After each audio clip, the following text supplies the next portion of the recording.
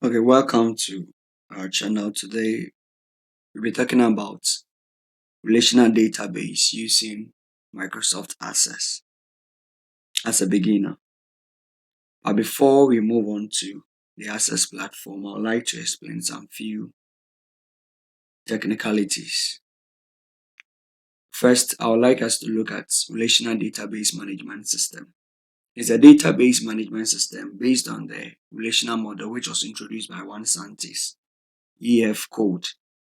In relational model, data is stored in relations, as in tables, and it is represented in the form of what? Tuples, what we term as rows.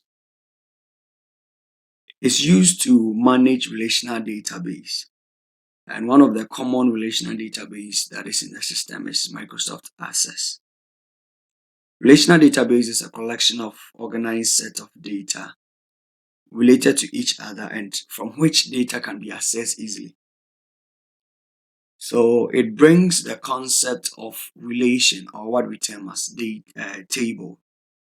So a table is a collection of data elements organized in terms of rows and columns. Table is also considered as a convenient representation of what? Relations. But a table can have duplicate rows of data, whilst a true relation cannot have duplicate tables. When I start to demonstrate these within the Access platform, you get to understand most of these terms. Table is the most simplest form of data storage, and we have a very simple basic demonstration looking at the employee table. We have ID, we have the name, we have the age, we have the salary. You could see the ID ranges from ID number 1 to 4. We have list of names, the ages, and the salaries of certain employee. So the table name is what we term as employee table. So the name of a particular table or relation is termed as entity. That's the correct term for a name of a table, is the entity. So we could have a table for a student, table for lecturers, for employees, for customers. So the name of the table is then referred to as entities.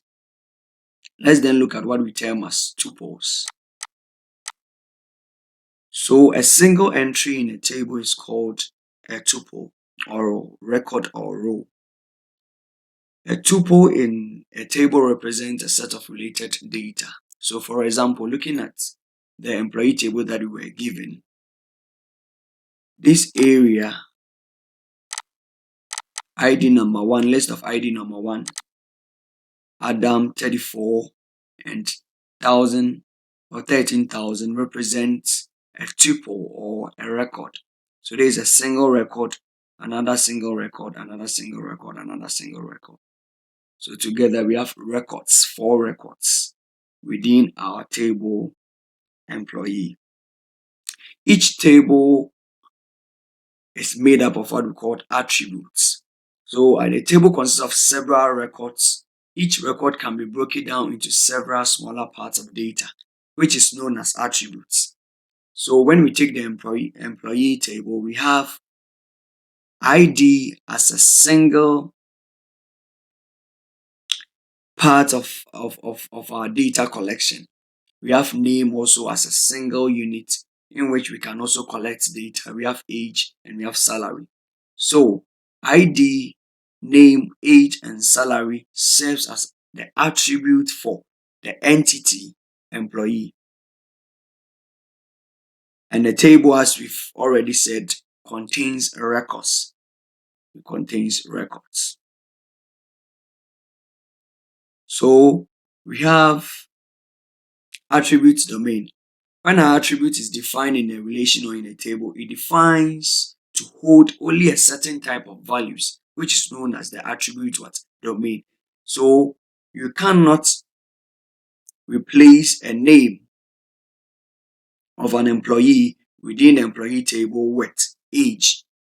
So we have what we call the attribute domain. It specifies what is supposed to be assigned to that particular attribute.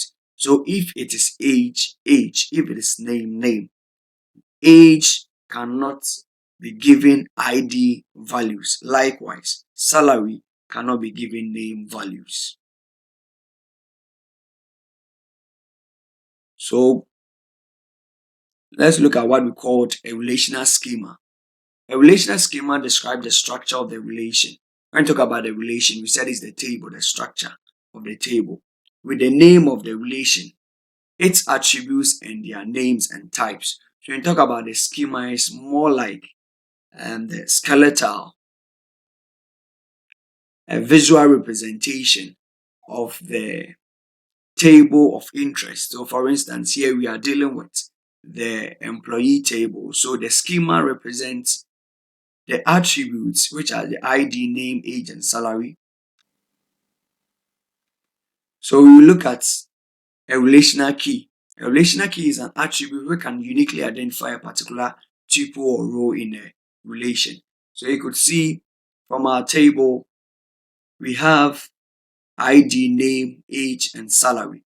One of these attributes must be set aside as a unique key, which will help us to uniquely identify employees within this particular table. So, for instance, if I'm to call out for a person like, say, Adam, maybe within the particular company there could be two or three Adams. So, what will make these three or two Adams uniquely identified?